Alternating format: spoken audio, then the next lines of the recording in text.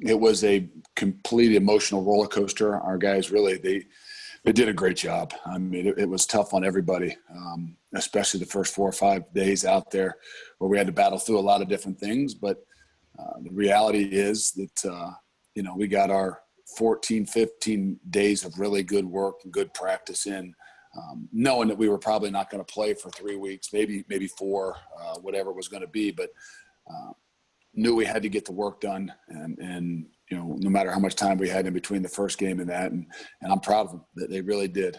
They got through the first 4 or 5 and kind of locked in, buckled down, and we were able to actually get back to really kind of grinding out the days of camp, especially the last 10, 11 days, the way we would normally do it. Okay, Keith, why don't you lead us off with questions? Oh, happy belated, Coach. Oh, thanks. I would love to ask a football question, but I got to start here. We've seen all this crap with kids coming back on campus and outbreaks, and now it's starting to get into the locker rooms. And what is your plan over these next several days to make sure that guys stay healthy and can get on the field September 19th? Well, staying healthy is us continue to monitor them. I don't, the question, the big thing is like we said when we left camp, I said, we had a challenge out here. Our challenge was to come together as a team. Our challenge was to work together as a team. Our challenge was to continue to grind, to make us better football players and a better team.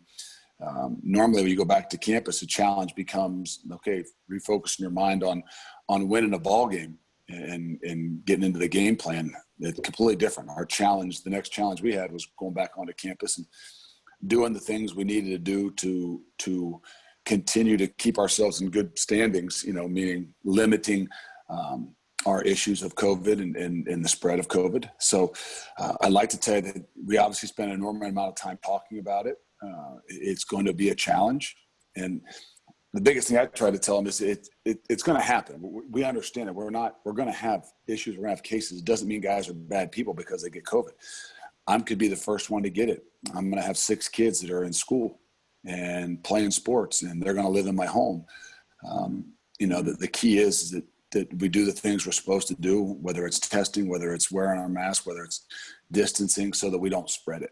And we've asked them to have an honesty, so to speak, code. Not that every great family doesn't have an honesty code, but of really being honest with us when issues come up. If you're around somebody, if you went someplace, if all of a sudden things started to get out of control and you were in a bad place, that you got to be honest with us so we can get you out of the norm of what it is we're doing, and whether that means quarantining or not. But our big next step is to find a way that we don't have the bigger breaks and the bigger spreads. But we're going to have cases. We know that some way, somehow.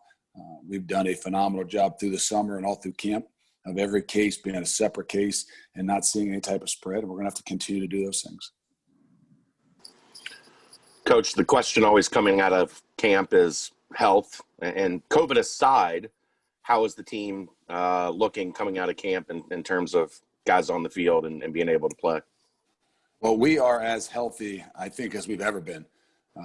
Obviously, last year was a uniquely different. We had a lot of really season-ending injuries that happened in camp, and then even following into the first game.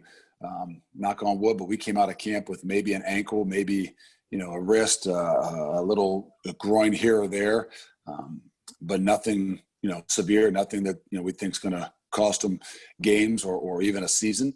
So I think we've done a fine job of obviously limiting even the soft tissue thing, but even the bigger issues. So right now, walking in, if we start a practice on Monday, I don't know that there'll be much of anybody even limited. Maybe a guy or two that has some types of limitations, but for the most part, we've got everybody up and rolling.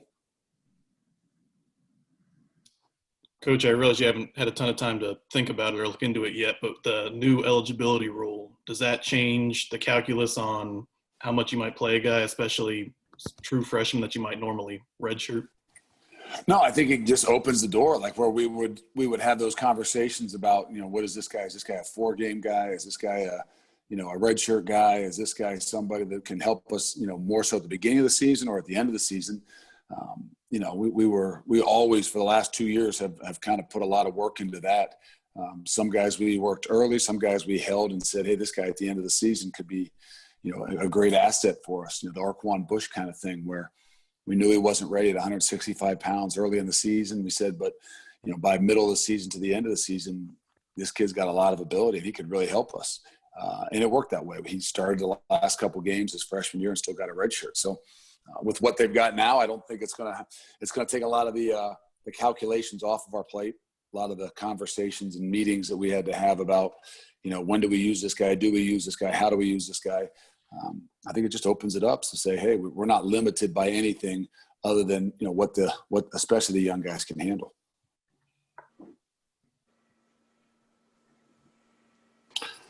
Coach, I was accused last night by an unnamed source of being a black cat truther because I said the defense was good in the scrimmage. From what I've heard, was it a good day, Saturday or Friday, excuse me, for the defense, especially the defensive line? I think so. I think they did a good job. I think, everybody would say, well, the first scrimmage, they didn't do us good. You're right. I think maybe obviously the offense maybe got the best of them in that first scrimmage. The depth coming back for what we got up front and what we had at the end of camp, with Jabari coming back and Elijah Ponder and a lot of those things. I mean, it gives us a lot of depth in the defensive line. You're out there even Friday rolling with the twos, and you got Malik Van and you got some Curtis Brooks, you got Marcus Brown, and you're in theory saying that's with the twos, when in reality, those are guys who are every bit of 1As or 1Bs. So I think they did a really good job. I think, obviously the pressure that they ended up putting on, I think late in the scrimmage, I think, kind of see a little bit of the wear down maybe would be what I would say where they probably got their, maybe won the line of scrimmage battle in practice 15. I'd say they maybe had a few more guys that had only had about 4 or 5 practices. So maybe a little bit more of the wear out benefited the defense and the defensive line in particular. How about the quarterback battle, Coach? Was there any separation over these last 4.5 days? I think, we've got a lot of things to talk about. I think uniquely different in a year like this with all the different things that are going on. You're going to need more than 1, 2, maybe even 3 quarterbacks. Didn't expect that going in. Obviously, we didn't know that this was going to be the situation in 2020. And we really felt like it was going to be a great quarterback battle. And I can tell you that both of them did a phenomenal job. I don't think that if we had any issues this week, if we said, hey, either one of those guys was going to be the starter, I think we'd be in a great position to not just win ball games, but dominate ball games. I think it's going to come down to right now. I think Dez is, still he is his leadership ability and his ability to take command of the offense in everything that we're doing, I think has really grown. And because, yes, he's been focused, because, yes, he's really worked at it, but also because he's been pushed. And where Ben had a really good camp, maybe was a little bit careless with the ball, or maybe had a few more turnovers than Dez did as a whole through the whole camp. Has really a good command of the offense as well. I just think that right now, if you had to start today, the leadership of what Desmond Ridder brings to you in all that we do is really, really good. And I think that's probably what right now is going to be the deciding factor as we roll into the start of the season. But the good news is we still got three weeks or so to kind of even figure out how we want to do this thing and find roles and how we can attack it. And more than anything, just some way, somehow be a really dynamic offense. With the running backs, there seem to be 3 guys who are vying, for the majority of the snaps. Can you describe some of what Dokes, McClellan, and Ford bring and how they're kind of different? Well, I would say that Dokes and Ford are a little bit more similar. That like they're the bigger, more physical guys. Obviously, we know Jared Dokes a lot better. As a redshirt freshman, our first year here, I think we thought he was probably one of the most talented guys we had on offense, and what he was going to come back to second year. And so we've known a lot about Jared Dokes. Obviously, he's had injuries and things like that, so we've got the utmost confidence in not just him as a ball carrier, but him as a protector and him as a leader.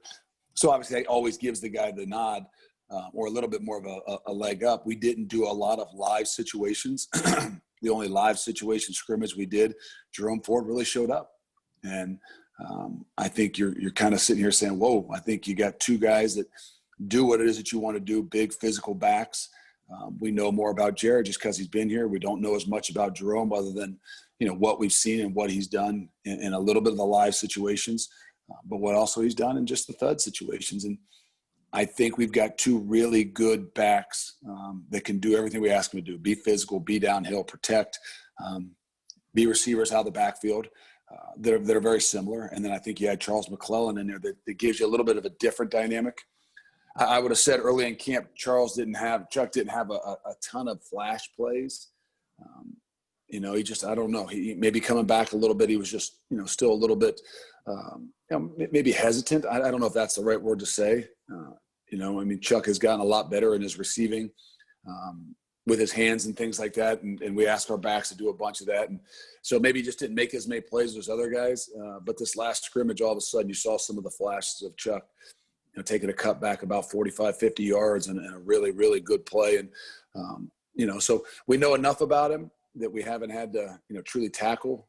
But I think he's going to give us a little bit of a different dynamic as we kind of get him into the fold as well. And, you're going to need all those guys. We thought we were really deep at the tailback position last year. And then, 2 plays later, you're down darn near to one guy as well. So I think we've got some good depth, but I think we've got some guys that can do some different things as well. Coach, a couple of weeks ago when the Big Ten and Pac-12 decided to shut it down, I think the general public kind of thought at this point more dominoes would fall. Here we are a week before September.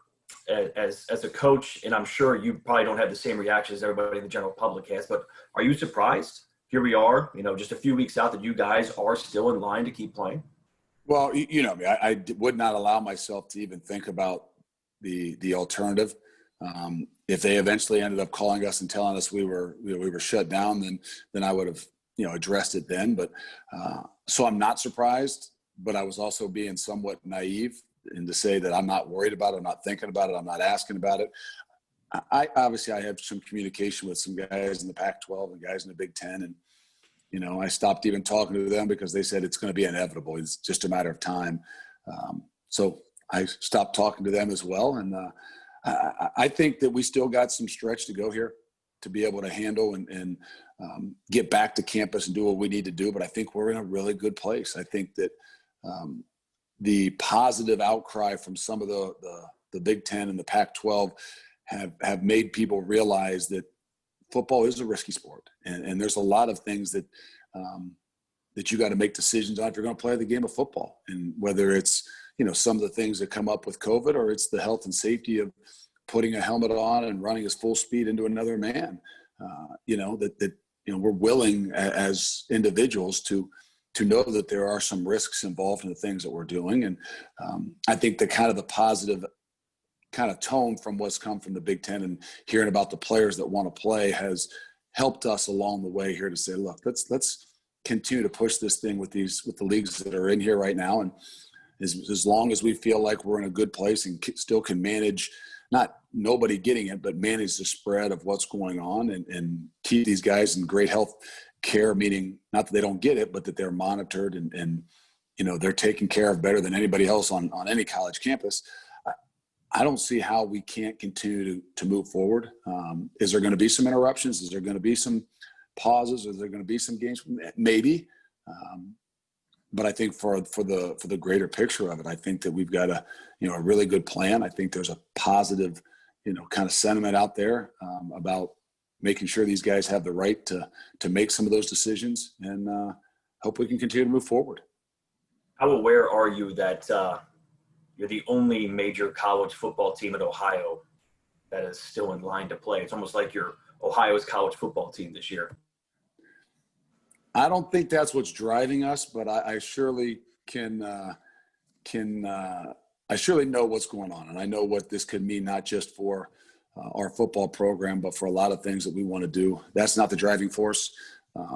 But nonetheless, it's about these 18 to 22-year-olds and their opportunities and our opportunities as a program and as a team. But I do believe that, us continue to do what we're supposed to do can really help us out. Sorry about that. It can help us out in where we're going with the whole program. Are you getting some bandwagon fans from back home in Columbus? I've got a few. They'll continue to grow. Let's just say that they're football enthusiasts, and no matter what, they want to see the game played, and that's all right by me. So that's all right by me. We do a darn good job, and we can not just make them bandwagons, but we can keep them as well. With Wiggins back, are you seeing that versatility that he gave you guys, especially 2 years ago, not just in the secondary, but for the entire defense? I am. I mean, he does, and the same thing with Wiggins is I'm always on him about is not to get bored. He's back to being who he is and knowing and having the confidence in what he's doing. Now we got to keep him engaged and not keep getting bored being, just really good. We got to try to challenge him to push him to the next level to be great, to give him that chance to, what I believe be, a first couple round pick. And I really do believe he could be that. But he's going to have to continue to prove it. He's going to have to continue to do the little things, and he's going to have to continue to push himself because he's so talented that at times he does get bored, maybe not being challenged sometimes as much.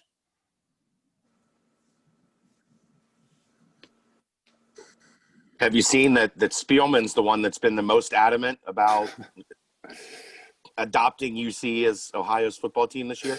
He's been all over Twitter with it. I know he's a great guy. He'll jump the bandwagon. Now he's probably one of the only guys that's outside of me and maybe a former player here that spoke to our team. So we kind of got him, one time involved a little bit a few years ago, and he always stays in pretty good contact, but now he's being a lot more vocal and public about it.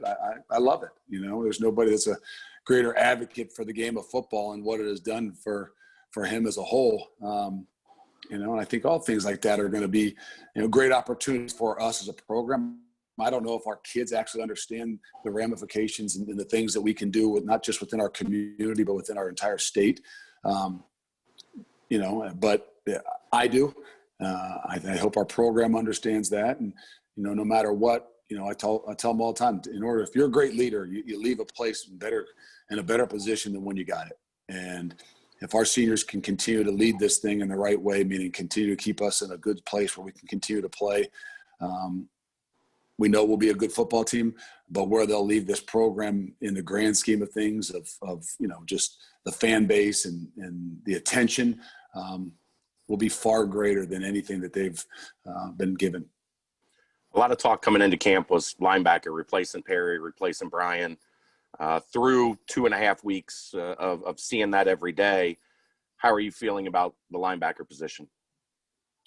You know what? I'm feeling much better. We missed Jarrell there for a little while in camp, which kind of was a little bit difficult, but it gave, pace and some other guys some opportunities to play a lot of football. But it also gave Joel DeBlanco a chance to kind of step up and, take the reins a little bit in the middle. Huber and Darian Beavers. But I think what we've got is different than what we had last year. And I mean that in a sense that I think you'll see a lot more variety of guys. I think you'll see both Beavers and Brody Engel both playing, where Perry Young took 95% of the snaps last year. I think you'll see Joel DeBlanco as well as Wilson Huber. I'm not saying 50-50, but you'll see a lot more guys and a lot more rotation. Jarrell won't be as much of a rotation, but I think that with Ty Van Fossen and then emergence of a little bit of, Deshaun Pace, I think you'll see some more guys. So I wouldn't go on a limb and say, hey, we're going to be better at linebacker. I think we can be more productive. I think we can, in the long run, be better because of the depth that we've got and the amount of people that will be able to play. But it's still, that's the one spot that we still got to see live action guys make real tackles and be able to handle some adversity.